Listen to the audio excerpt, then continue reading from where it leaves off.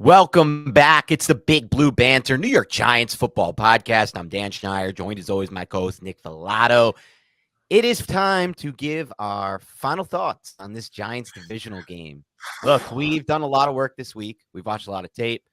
We've had on guests. We've broken down the tape on the last game, but we're almost there. We're almost at the finish line being this divisional game, Giants-Eagles, Saturday night. And we wanted to kind of do one more podcast, just giving our final thoughts, talking through some things about this matchup and anything on our mind. Maybe this serves as like a, what's it called? Like a, almost like a therapeutic session for Giants fans, but also we want it to be kind of like a pump up session because we do feel like the Giants can compete in this game. I know you might have heard our predictions in the last one.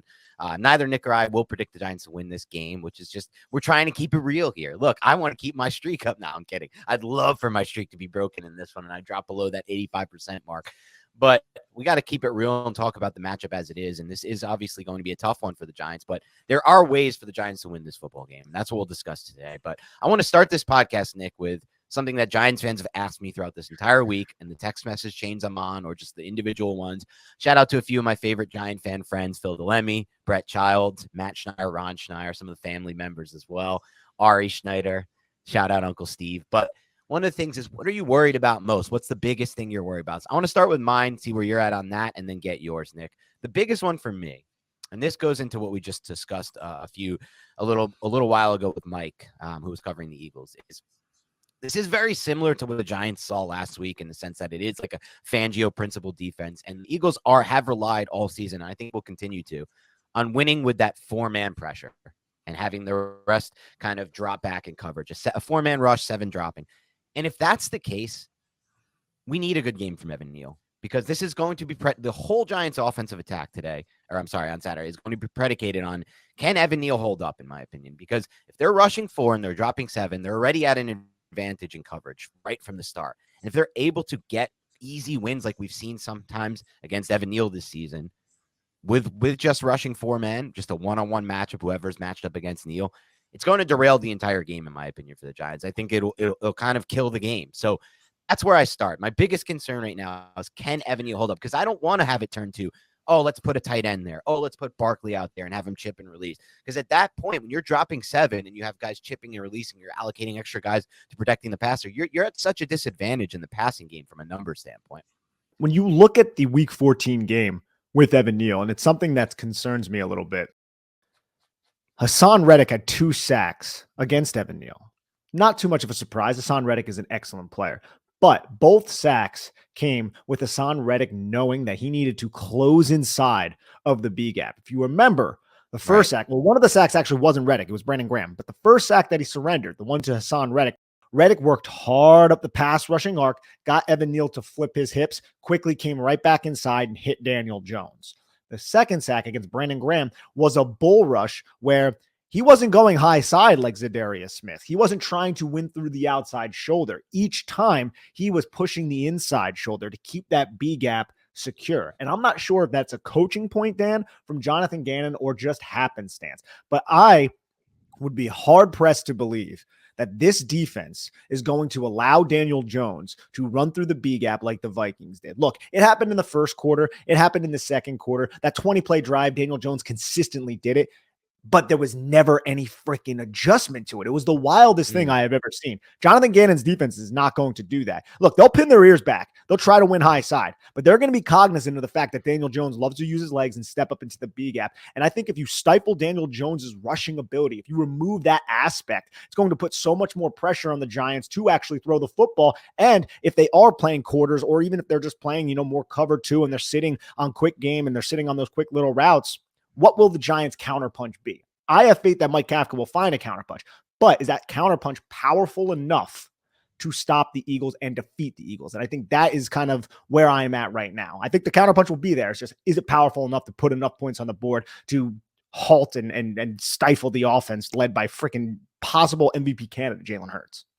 And that's the interesting side of it to me. Keeping just on the offense side of the ball, we're obviously going to talk a little bit about the other side, but I got to be honest with you. I feel very I feel a lot more confident in the Giants offense this week than I do the Giants defense this week. This is just not a good matchup for the Giants defense by any means, but I'm hoping I'm wrong on that. And I'm hoping they just have a sick game. You just never know, because the big factor in that, and we'll talk about that when we get to it, is Leonard Williams. And we're going to get to that because that's the biggest X factor in this game, in my opinion. But on the offense side of the ball, what I'll be curious to see is, Mike, who we talked to about the Eagles, said it is a defense that really is okay with, and this is kind of true of all Fangio defense, but we'll let you go 15, 16 plays down the field, and then we'll stop you when you're in the red zone. You're going to kick a field goal, and we're going to win games because you're going to keep kicking field goals. But in your mind going into this thing, how do you think Kafka will – now, again, like you said, maybe he'll have to adjust if Gannon takes things away, but just starting game plan, do you think he's going to try to do that by running the football and things we saw earlier in the season, or by running similar to what we've seen lately, a lot of 11 personnel, a lot of shotgun, a lot of quick game? Because I do think –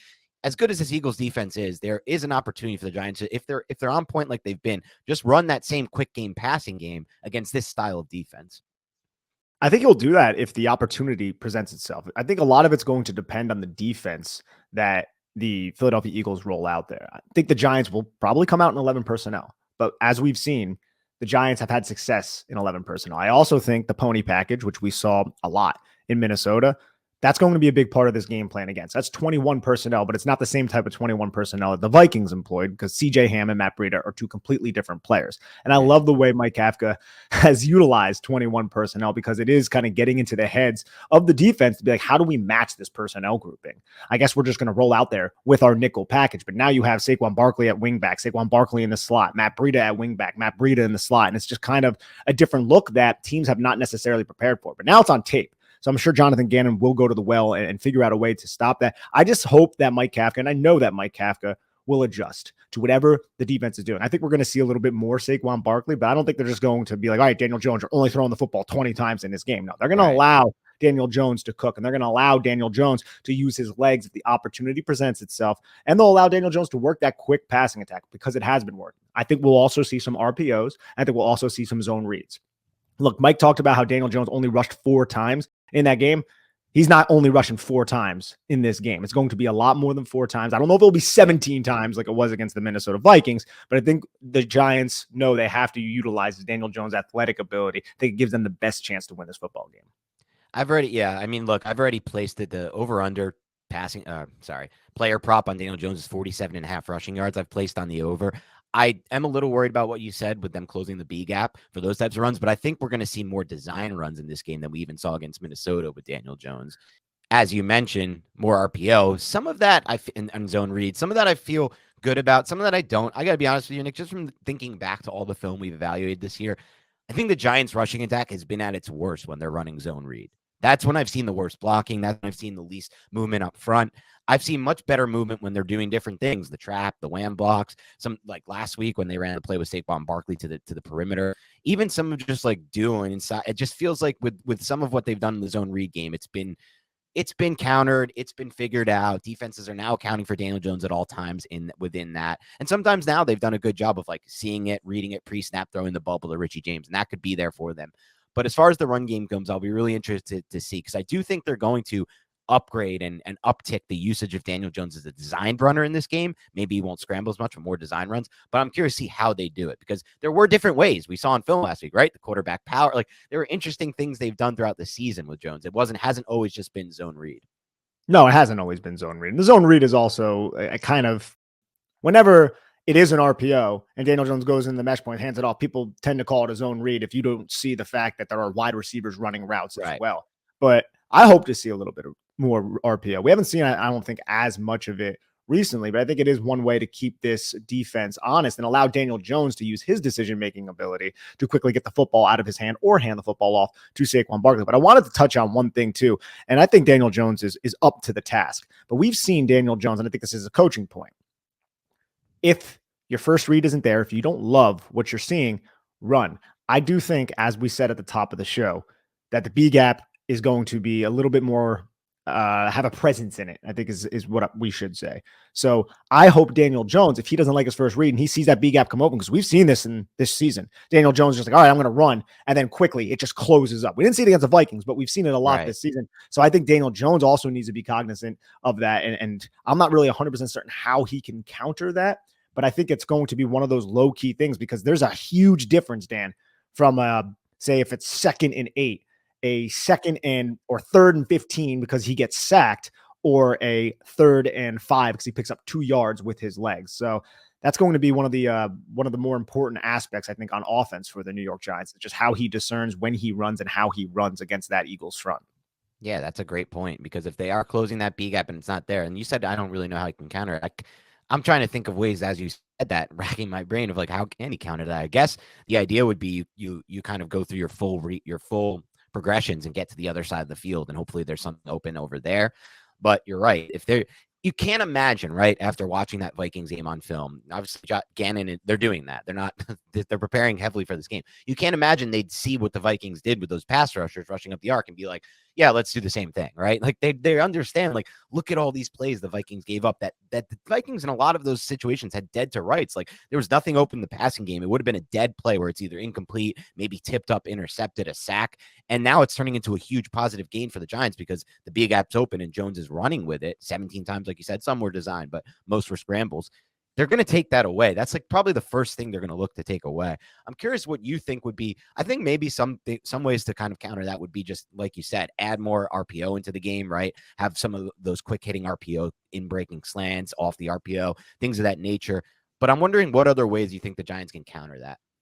I think they're going to use the 21 personnel package. Look, we saw 6, I think it was 5 or 6 runs that we have not seen this season from that package.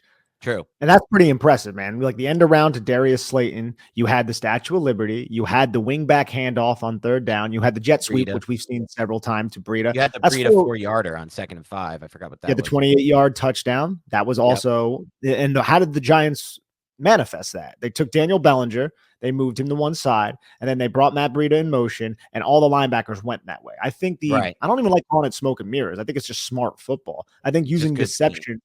Yeah, good scheme. Using deception to set up a numbers advantage to the boundary. I think that might have been a field run, but either way, the Giants have ran that stuff to the boundary before, just to kind of keep the Eagles honest is another way to possibly eliminate those linebackers from the play and allow your Andrew Thomases and your John Felicianos and your Isaiah Hodgins of the world to feast on defensive backs. And that's, I think, one way that touchdown happened. Yeah. That's what I like the most about those kinds of runs from that package. It's not like you're not relying on these guys like you are, like we saw sometimes earlier this season in the zone read, to win with these double teams up front, and just ways that honestly this offensive line has not done a good job winning with all year. We don't have the personnel right now, in my opinion, to win with those. But when you get them on the move, on the perimeter, yeah, they can do a good job. Yeah, they can get out in space and make a play. And also you allow Saquon Barkley more space and more room to do his thing. Or if it's Breida. And what you mentioned about that Pony 21 personnel package stands out to me. I've seen a lot of coaches try to run different types of packages like that at different times with those like eye candy decoys on the field. Jason Garrett did it sometimes, but it's not just him, other coordinators. And a lot of the times they won't actually give the ball to Breida. Breida will just always be the fake. But what I love about what Kafka's done is he's given the ball to Breida on multiple occasions. So now you have that all on tape. It's not like you can just be like, we'll pretend like we're worried about Breida, but we know this is either going to go to Barkley or be a play action pass. They have to actually account for Breida because he's getting the ball sometimes.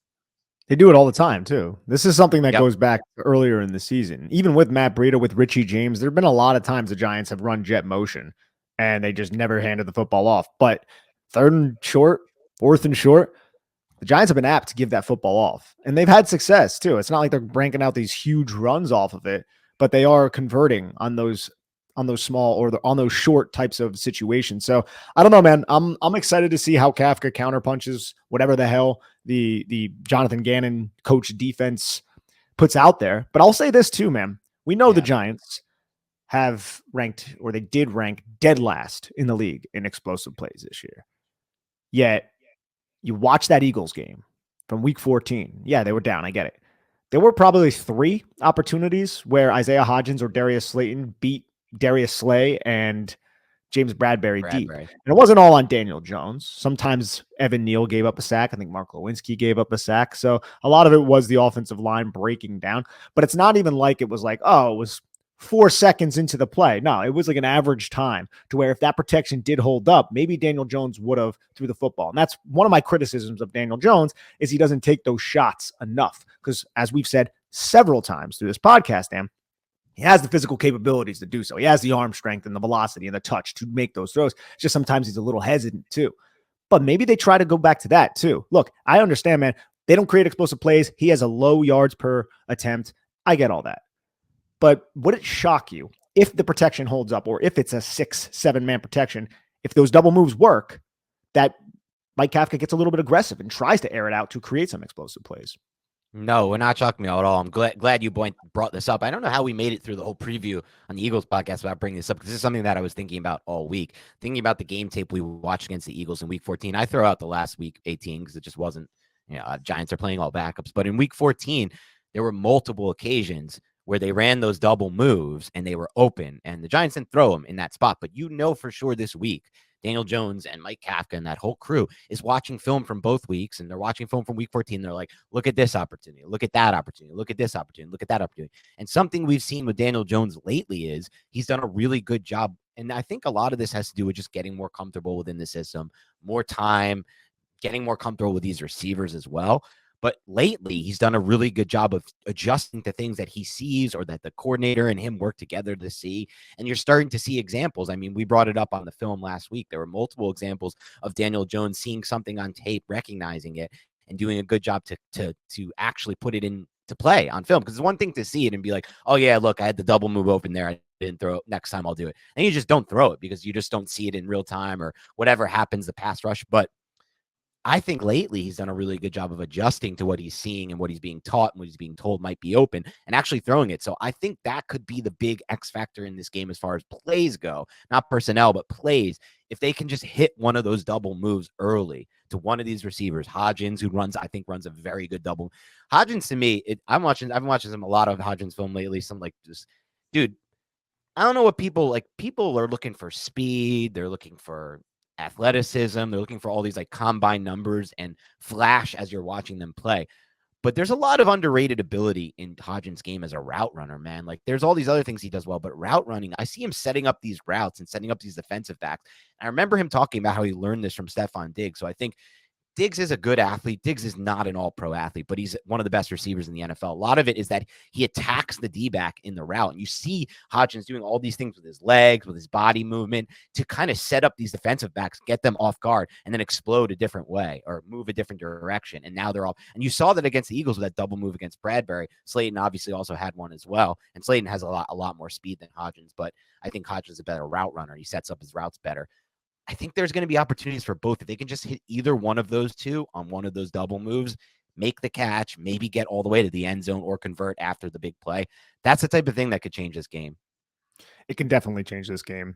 And Dan, another thing too, when it comes to the double moves, if the Giants can pass in quick game, that's going to set up those double moves. That's one of the reasons why the double moves work, because a quick passing attack, it's rhythm. It's a 1-step drop, 2-step drop, 3-step drop, whatever it is, out of shotgun, or if it's out of single back. Giants have been operating out of shotgun a lot, 2x2 sets. You use a slant flat. It's a simple combination. Run like a 5-6 yard slant, get inside. If you successfully complete that a couple different times, those cornerbacks are going to start sitting and they're going to start baiting and they're going to want to try to jump that route to get an interception. And I think that's one way an Isaiah Hodgins and a Darius Slayton can just stick and then just go. A slow go route. We saw Darius Slayton cook Patrick Peterson on the Christmas Eve game with that same type of route concept. And I think that's one way to create explosive plays, which is something we're all trying to create. Look, the Giants, 10 of, I think their league low, it might have been 48 explosive plays so far this season came against the Minnesota Vikings. That's not a coincidence. The Minnesota Vikings are very bad. The Eagles defense is much better. They have much better personnel and they are playing at a much cohesive level. But I'll say this, they can still be had. And they still want those interceptions and they still want that glory. So I think the double moves, if the Giants can get that quick game going, which they can. I mean, like, it's not impossible, right? Like, they're not going up against Champ Bailey. Like, Darius Slay is very good. Right. James Bradbury is very good. But you can still pass on these guys. And I think the rhythm that this Giants team has can allow them to do so. It's just, can the protection hold up long enough when that first read is not there? And I think, as we said at the top of the show, that's probably one of my biggest concerns from an offensive standpoint. And that's a great point because, you saw that game in Week 14 when you watched the tape. Like you said, you have a good memory of it, Nick. There were 2 plays where they had a chance at deep plays. Daniel Jones can't be blamed for them when Evan Neal breaks down. And the other one was when Mark Lewinsky breaks down. My hope is that Lewinsky's played a lot better of late, and that'll carry over. Neal, I can't say the same for, but we just, as I said this week to somebody on Twitter, I was like, this would be the perfect time for the random Evan Neal breakout game. There's nothing to kind of lead me to believe it's going to happen, but random, I'll take a random Evan Neal breakout game. Like he just has a game where we're looking back, we're like, oh my God, Evan Neal, he just played great, like out of nowhere. And like this is the game for it, obviously. And as you mentioned, I will say this about those corners. Look, one thing I'll stick to, everyone I've talked to about the Eagles that watches the tape, we just talked to Mike who confirmed this. I've talked to Ben. So Bradbury's having an amazing year. I know some Giants fans are like, he's not having that good of a year. No. Everyone who watches the film, and those are the people I actually trust, say he's having an amazing year. It does bother me, Nick, that he wanted to be a Giant. They really tried to like figure it out. Then they're just changed. Like, I can't do anything. I've restructured Leonard. I've restructured Adoree. These are contracts you don't even want to restructure. I'm restructuring it. I just can't do anything. It does frustrate me that we're in this big matchup. It's the divisional round, and they have Bradbury and we don't. When very well, we should have Bradbury if we just didn't sign the Kyle Rudolphs, the Logan Ryans, the Nate Solder push back, keep pushing it back of the world. And so as all these people are now like revisionist history on Dave Gettleman, because he hit on a few first round picks that are top 6, and he did do well on Lawrence, right? It's like, well, factor everything in because this is frustrating as hell to me, dude. Like, they really wanted Bradbury here. Shane waited all the way to the end, tried to do everything in his power to keep Bradbury here. And this would be a very different game, in my opinion. If the Giants had Bradbury, I don't even know who the Eagles will play out there. They can't play Chauncey Gardner-Johnson. He's a slot guy. So it's like, that would be a liability that we had. And then we have a guy like Bradbury. And it's like, Bradbury, maybe he didn't fit Wink's system. I know people say that, but he's definitely a fucking good as hell fit for what the Eagles are running. That style of defense, that Fangio-based defense. And it frustrates the hell out of me. But I will say this, at the very least, there is the silver lining of Bradbury can get beat on vertical routes. Bradbury can get beat on those double moves. I'll say this, though, to counter that. The system that Jonathan Gannon runs fits James Bradbury so well in the sense that we know James Bradbury is best when he is reading and reacting to the routes that are in front of him. That was my big takeaway when the Giants signed him after he was a free agent from the Carolina Panthers. And he substantiated all of that throughout his time with New York and Patrick Graham's system. That's something I'm a little afraid of because he can read these quick game. He will read the two going to the flat. If they're running that Kathy type of coverage, that cut, I think he can jump that, and that's a dangerous situation for the Giants to be in. Yeah. He's so good clicking and closing and playing aggressively through the catch point. But as we've said, that can hopefully set up double moves, which we've seen throughout this season watching the film of Bradbury. But he's a phenomenal cornerback. I miss James Bradbury. I think he would still fit in with what Wink is doing. Just because his best trait, he's faster than Fabian Moreau, right? Like he's more athletic than Fabian Moreau, who we have out. Of course. And Fabian Moreau is a little bit more of his own guy too, I think I would say, right? Like the thing about James Bradbury, his best fit might not be with a Wink Martindale coach defense, but just because it's not your best fit doesn't mean that you can't have success. Yeah, and it is what it is. We don't need to harp on it, but in this game, it does matter because we're playing the Eagles. It's a big difference, and it's literally only because of the disaster from a financial standpoint that the last GM put this current GM in. And we didn't, I mean, maybe we didn't expect to go on this run. I get it. Look, we're not expecting to be in the, but we're here now, right? We're here now, and this roster couldn't be maximized because of what that guy did. So just keep that in mind if you're trying to like come at all these Giants fans and make your whole case. But that's not what this talk is about. And I've given him credit for hitting on some of these players, Thomas, Dexter, whatever. Like, so it's not like I'm just totally blindsided here. But as far as this matchup goes, when you go to bed at night, is the last face you see Dave Gettleman?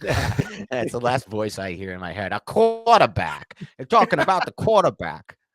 The quarterback. There you go. But anyway, back to this matchup and back to where the Giants have going in this one. That does scare me, what you said about Bradbury potentially jumping some of these routes. I think that scares me even more than Slay, because Bradbury's spatial awareness and his ability, like you said, is just unbelievable in those situations. But maybe that is something that leads the Giants to go a little bit more run heavy early. I don't know. I'm very curious to see how they try to attack the Eagles from the start, not the adjustments they make later. That'll be determined by what happens in the game. But do they start by going more run heavy? Do they continue to go with this quick game, passing game, knowing things like you said, Bradbury's a really good cornerback who can potentially jump a route, change a whole game with an interception? That would change the whole game. An early turnover for the Giants would be very devastating in this game. I think everybody knows that. I'm not reinventing the wheel with that kind of take, but it might change what Kafka wants to do to start.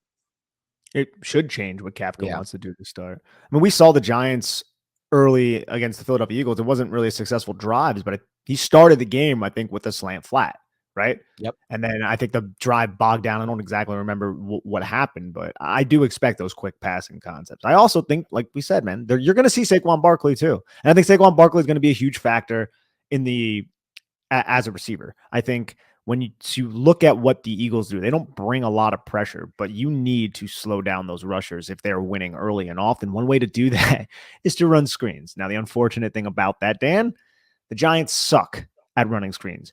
But can we be due? Can we be due to get Mark Lewinsky out to the second level? And just, I feel like ever since I started covering this team, this Giants team has never been good at running screens, yet they can't defend I can't screens. So remember we the see last time in my simple life. screens. Have they ever been good at running a screen in our lifetime? Did the Gilbride offense run screen? Someone can tell me. No, Tiki, the Barber offense ran screen. The Sean Payton Tiki Barber Yeah. offense was very good at screen. So that was part of our lives. So that happened. And then since then, I feel like it's been kind of just dead in the water. We're like, but the worst part is we're not only a team that can't run screens, we're a team that's like awful defending screens. So it's just like, Yeah. I didn't that could help us though. Cause the Eagles haven't run a good screen game this year, really. That's not been a big part of their offense, which could help the Giants. It could help the Giants. Yeah. And I mean, Yeah. we transition over to the Eagles offense. I mean, there's a lot to account for there. I think there's going to be such an interesting chess match in terms of the personnel, how the Giants match 12, what the Eagles can do with their 2 tight ends. You have a 12 personnel package that includes Dallas Goedert, who cares who the other tight end is, and then Devonta Smith and A.J. Brown. How are the Giants going to respond to that when they can run the football the way they run the football with the offensive line that they have? I think that's going to be a huge part of this game. We'll be talking about it on the All 22 review and after the game, but damn, dude, Giants don't want to put those linebackers out there. You gotta think about it, man. None of the linebackers who are playing right now were in training camp. They signed Jalen Smith in like October. I think it was like October 1st. And then they signed Jarrad Davis December 28th. Jarrad Davis, if he dresses in this game, is going to play a lot of snaps in a divisional playoff game when he was claimed 5 minutes ago. And it's not because of injury, right? It's not like someone got injured in the Giants. No, this is because they're just ineffective at the second level. And the Eagles know that. And we saw in week 14, they were like, okay, GH counter, GH counter, GH counter. The Giants couldn't really stop it. Quarterback power, just regular power. They were just running a lot of power concepts along with their zone read game, which their zone read game is a lot better than the Giants' zone read game because they have that offensive line up front. And you want to get aggressive and try to cheat down on the handoff. But if you do that, you're screwed as the end man on the line of scrimmage because Jalen Hurts is going to make you pay. Yeah, that I don't really know exactly how the Giants. I feel so. It's like here's the big factor in this game. We talk about Adoree Jackson being back. That is worth a lot. And Xavier McKinney. To me, it's really just Leonard Williams. You did a great job of breaking this down in multiple times this week, Nick. But if you look at that first matchup, one thing that teams haven't done that the Eagles did in that matchup was they weren't stupid. They were like, we realize the year that Dexter Lawrence is having. We've watched enough of this tape. We're going to do everything in our power to not let him beat us. That was easier to do, like you said, when it was Henry Mondeau lining up next to Dexter Lawrence. No offense to him. He's, trying out there. He's not right. The Ryder Anderson and Henry Mondeau's of the world are just not good players for the Giants right now. And they're liabilities when they're on the field, to be honest. They're not liabilities in the sense that, you're seeing it as much as you see with a linebacker because it's defensive lineman. But at the same time, like you said, you can see things like that in the first game where they're just double teaming one player, Dexter Lawrence, and being like, whatever, you beat us. But now, with Leonard Williams in the field, I think that could help the Giants in the pass game, right? In the drop back pass game on obvious pass downs. In the run game, though, doesn't really help unless they're running right at these guys. And when they're running away from these guys with the plays that you just talked about, that's the thing where I'm just like, I'm looking for a solution, Nick, but I'm scared because I don't know what that solution would be. We haven't found it all year. We've had a lot of reps. We've had a lot of sample size to try to find a way to stop these counter runs and these runs away from those 2 big guys in the middle. And there's been no success. There's been no answer. Do you think that Wink could come up with an answer at the last minute right here? Is it like a task where you're like, you know what? I just figured it out at the last minute. It's D. Let me write that down. D. Well, funny that you mentioned the letter D because there is one player who has not been a part of the Giants long, who we already brought up, who has not seen a power gap run with the Giants, really. You haven't seen many, right? Because he played in week 18, but it's not like the Eagles were running their true offense. They weren't like shoving power gap down the Giants' throat. And even if they were, it was a bunch of backups trying to fit it. So we haven't really seen it since Washington? Because Minnesota doesn't run it. Indianapolis ran it maybe a couple times, but not all that often. Yeah. So it's been a while. Hopefully the Giants have learned how to fit it. I'm not optimistic about that. I'm not optimistic that Jarrad Davis will step in and just be this huge difference maker in terms of defending that because a lot of the people I know who cover the Detroit Lions did not have a lot of positive things to say about Gerard Davis. But it is the difference in what this defense was doing prior when they couldn't defend it to now. So we'll have to, I guess, wait and see. But I think that's another thing on if I'm the Eagles offensive coordinator, if I'm Shane Steichen, I'm like, yeah, we're going to try to run GH counter because all season they just think about it. Baltimore, Jacksonville. You just go through Eagles, both Washington games. I think there's another one, Dallas. They ran it too. So it's just a power running concept that the Giants really, really struggle to fit.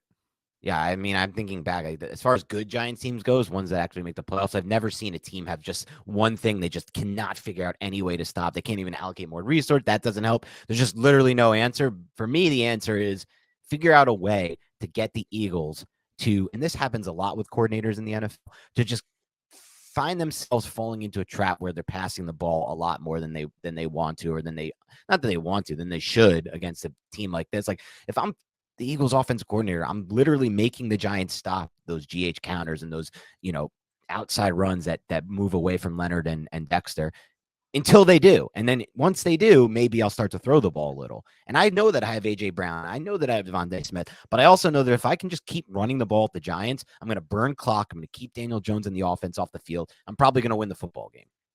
So we talked about this, Mike, right? The Eagles don't adjust all that much. They have their system. It's an RPO-based system, and they trust Jalen Hurts to use his decision-making to make the defenses pay. That's different than Mike Kafka, and that is different than Brian Daboll and what the New York Giants have done all season. We highlighted that in the previous podcast. But that can be, I would say, a check in the box for the New York Giants, because if Wink Martindale figures out a way to stop, slow down that Eagles passing attack and that rushing attack, they're not used to making as much adjustments. Obviously, they're football minds. They're professional coaches. They're good at it.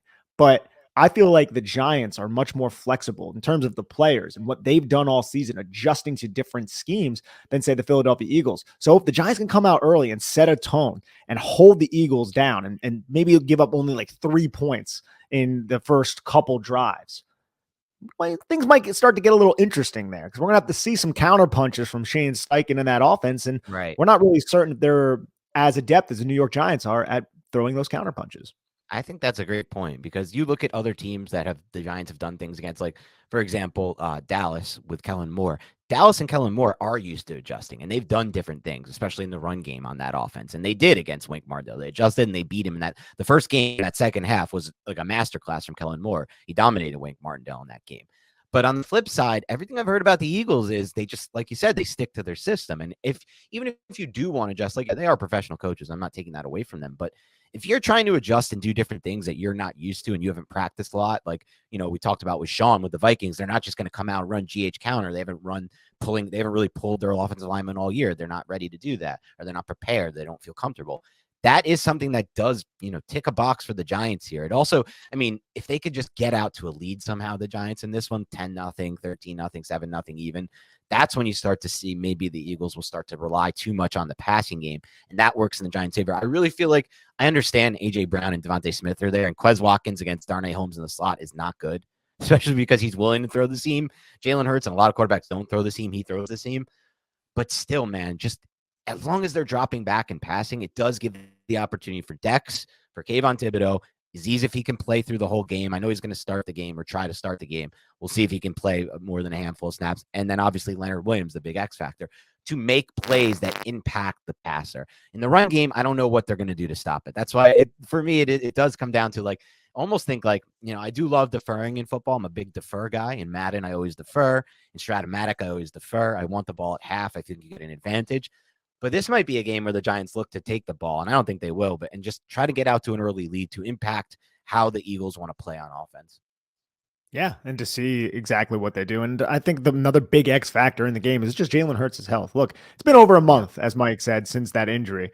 But you take one shot from 342-pound Dexter Lawrence, it's difficult to imagine that shoulder won't be a little bit sore if it's a healing type of shoulder. None of us are doctors here, but it's just kind of human beings being human beings. So I think the Giants need to get hits. Not talking about bounties, nothing stupid like that. Yeah. But you need to pressure and you need to hit Jalen Hurts. And you need to, hey, if you want to run, cool. We're going to freaking nail you, though. And that's the way it Right. should be with quarterbacks, right? Like you should look to annihilate the quarterback if he opts to run.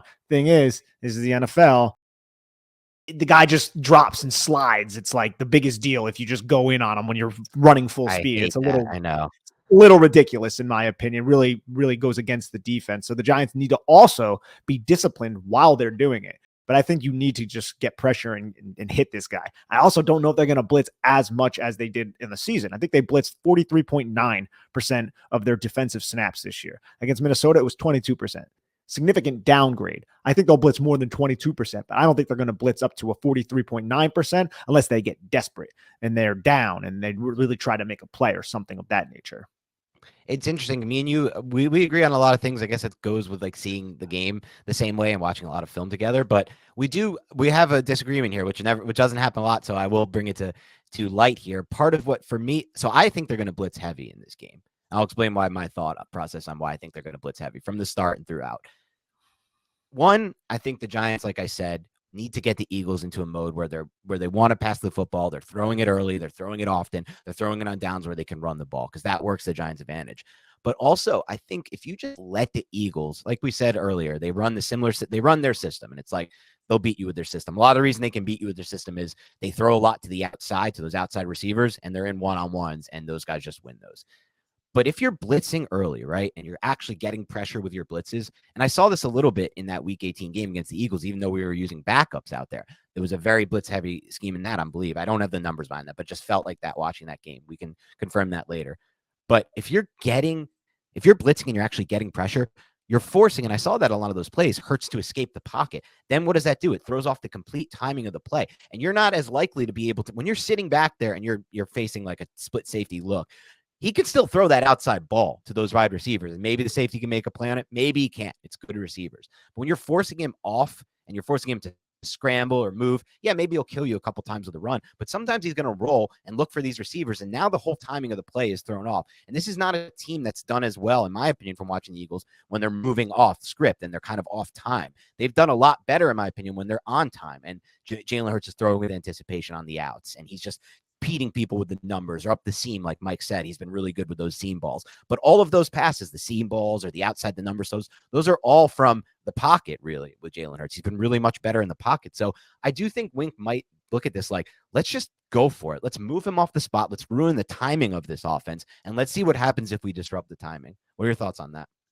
Oh, I think you misinterpreted me. I'm just saying I don't know if they're going to blitz up to 43. Oh, no, I didn't. I know what you're saying. Yeah, I think they're going to blitz, and I think they also should crowd the line of scrimmage to try to get one-on-one matchups for Dexter Lawrence. Because as I posted on Twitter, it's a situation where I don't want Jason Kelce to have help from Isaac Seumalo or Landon Dickerson, right? I think you need to try to get those one-on-one matchups. One way you do that is you put 7 on the line of scrimmage, but that means you could have some sort of liability on the back end. But I think you're right in terms of getting Jalen Hurts off the spot. And I do think that Wink Martindale will end up bringing some sort of pressure, some sort of blitz. It's going to be apex. I'm wondering if he's going to try the cross dog like they did against Justin Fields in week 3. I think we've only saw that like once since then.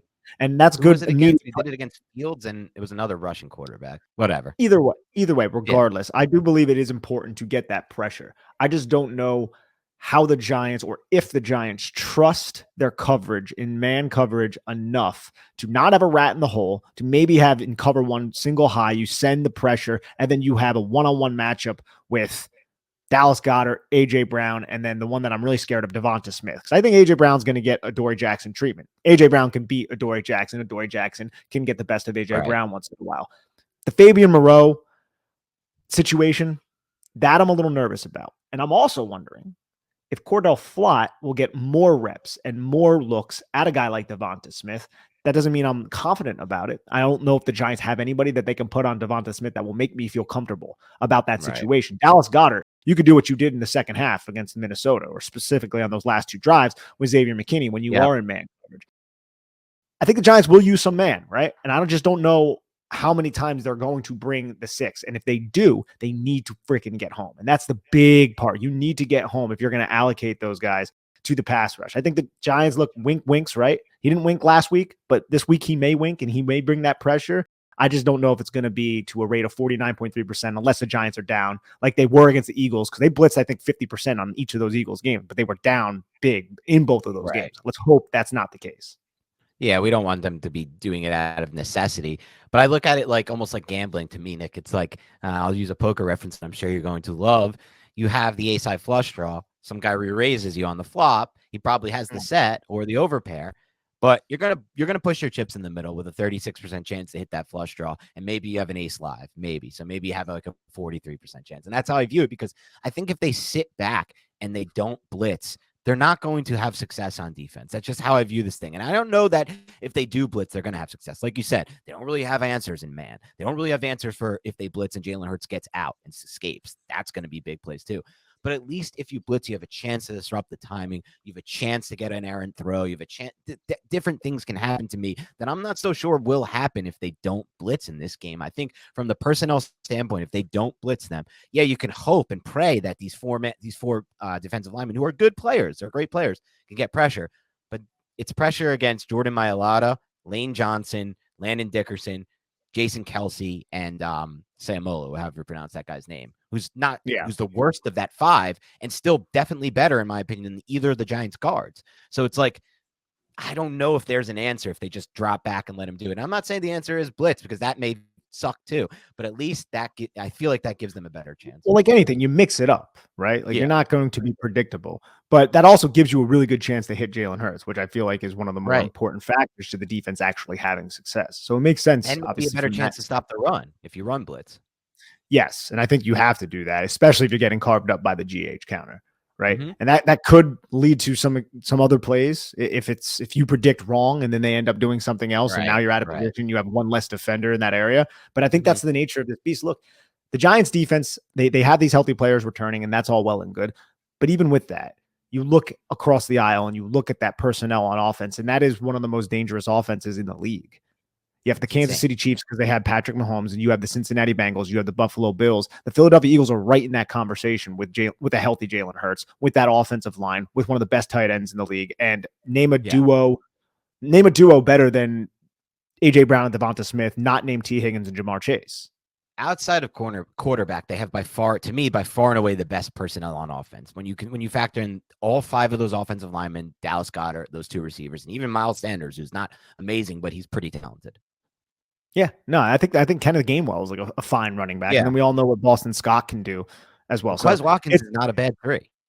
But even with that, and I think Mike kind of alluded to this, look, there's disparity in talent, obviously, but it's not like this is grown adults going against children. The New York Giants are still professional football players.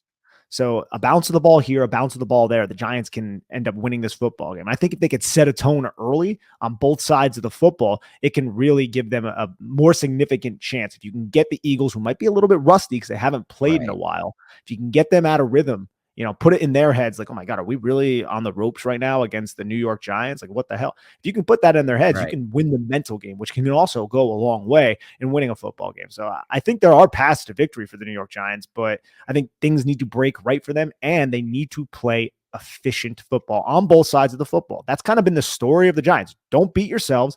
Don't make mistakes. Come up big in big situations. That's Wink Martindale's defense. That's been the Giants' offense in the red zone and everything. So I think they have to replicate what they've been doing all season against a pretty formidable foe. Yeah, I completely agree with you. All right, Nick, anything else on this matchup? Anything other final thoughts we have heading into this game? I hope the Giants win, bro. Like, so much. So much. Like, just listening to Mike and like Philadelphia Eagles fans, and just how they talk. Like, they're confident, and I get that. But if the Giants can win this game, we talked about this with the entertainer. I think you left at this point. Or maybe you were there. It would help put a tourniquet, a really secure tourniquet, on the devastating losses through the years. The miracle at the Meadowlands, the Matt Dodge punt, right? All of the recent losses at the link, the Evan Ingram drop, the 43-yard field goal by Jake Elliott, the 61-yard field goal by Jake Elliott, the blown 17-3 lead by Eli Manning in 2019. It would help put a huge tourniquet on that. It would be such a check mark in the New York Giants' favor in terms of the historical matchup between these two franchises. And I want that so bad, Dan. Yeah, me too, man. It would be so sick to get to play in the conference championship round this season. This is house money. I think we'll do a podcast after regard like if the Giants lose or win this game, it's an amazing season. It really doesn't matter at this point to me. This is an incredibly successful season regardless. It could be even better if they win. It could be even more successful. Yeah. But there's no way no matter what happens, even if the Giants get blown out, I don't think it's a bad season. I think it was an amazing season. And I also have said this in the past, Nick, and it's going to stay that way. But even if the Giants get blown out and Daniel Jones has a bad game, I still think he's made incredible progress. My opinion on him has changed completely based on the progress he's made, and this will not impact my opinion on him. I know a lot of fans are, every single game so high or so low on Jones, and every game has like weighted like so high for these people. They're like, this game was great, now he's amazing. This game was bad, now he's horrible. That's not how we look at this thing at all, and that's not how I shouldn't speak for you. That's not how I look at this thing at all. Not one game can make a big difference for me. It's the whole package together. So it's a win no matter what. But I will say this, Nick, they're 7.5-point underdogs in this game. They've been a much better team on the road my entire lifetime. Right? They've been a much better team when they're underdogs my entire lifetime. It's literally how they've won both their Super Bowls in my lifetime. They've been underdogs the entire way.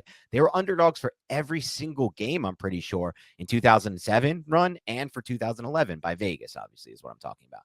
The underdog team. They're the underdogs again in this one. So it's like there are some factors that are working above the personnel for me that are just like the narrative street factors that I don't know how much meaning they have or they don't have, but it's hard to escape them. It's hard to not give them any credence or think about them at all when it's like these things have been happening a lot in my lifetime where it's just like the Giants are underdogs. Everyone's counting them out. And I think personally they have a better chance to win this game when they're underdogs than when they're favorites, because it's a general like psychology thing in your head. When you're expected to win this game, you can get tighter if things are going wrong, like you said earlier in this podcast, and the Giants jump out to the lead. Jalen Hurts throws an interception. Jalen Hurts takes a big hit, whatever it would be.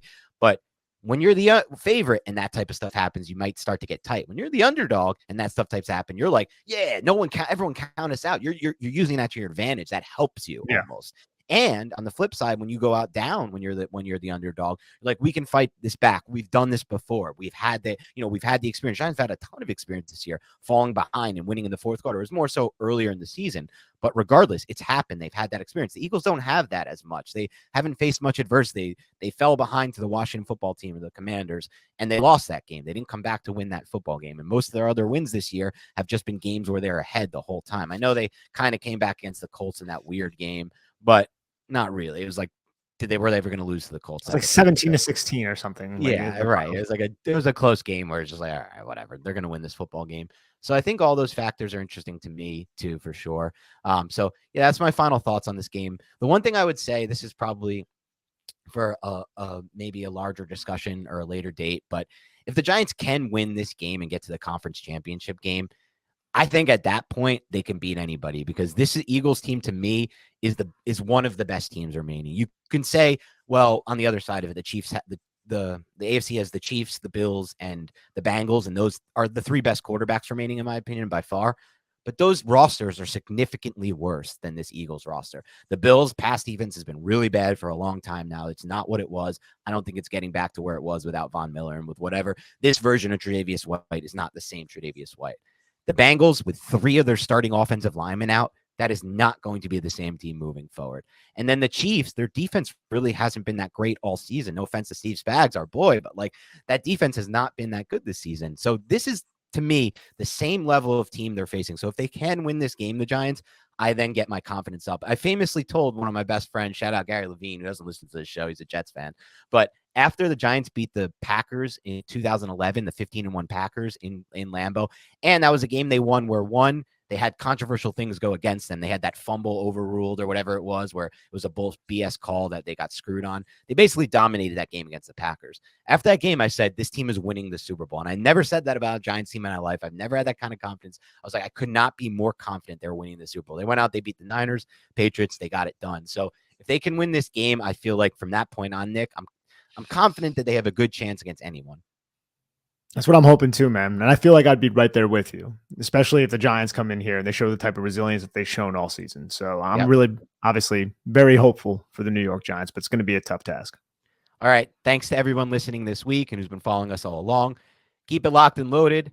More stuff to come, but now's the wait. Now's the calm before the storm. Giants Eagles. It's coming up in a few hours from now, depending on when you're listening to this. So have a great rest of your weekend. Try to stay, try to not be too nervous. Try to get some sleep. I know it's hard these days. I think once it comes to Friday night, I'm gonna have a bad sleep night Friday. I just have this feeling already, Nick. Hopefully I'm wrong about that because sleep does really impact the mood. But I just think I'm going to be too nervous and too excited really going into Saturday. Yeah, I don't know. We don't really need sleep on this end, right? Like I'm all jacked up. I'll sleep later. Okay. I'll sleep later. Let's get the work done. Let's get ready for this game. And hopefully the Giants are sleeping a lot because they need to be well rested. Yeah, sleep is the cousin of death, Nick. I don't know if you get that reference. Probably don't, but one day maybe you will. What is it from? Is that from your show, The Wire or whatever? No, it's from Nas. It's from Illmatic. Yeah, no. Album that you should listen to at some point. I probably would like it. I like rap, but you mentioned stuff. You mentioned like rappers that I've never heard of before in my life. Oh man, I'll listen to edit that out saying you've never heard of Nas before in your life. No. I've heard of Nas. I've heard of Nas. I haven't listened to him. I've definitely heard of Nas, but there are other rappers that I've heard you mention that I'm not familiar with. Oh yeah, Big L. I reference Big L a lot. Nobody knows Big L. Big L's like a very niche reference, but still, in my opinion, the greatest rapper of all time, the best rapper of all time, best punchlines, best flow, and best lyrics. So I'm gonna end the note on that for all the Big L fans. Shout out to you guys. You guys are the real ones. But anyway, go Giants. The big game coming up. We're super psyched. We can't wait to discuss it with you after.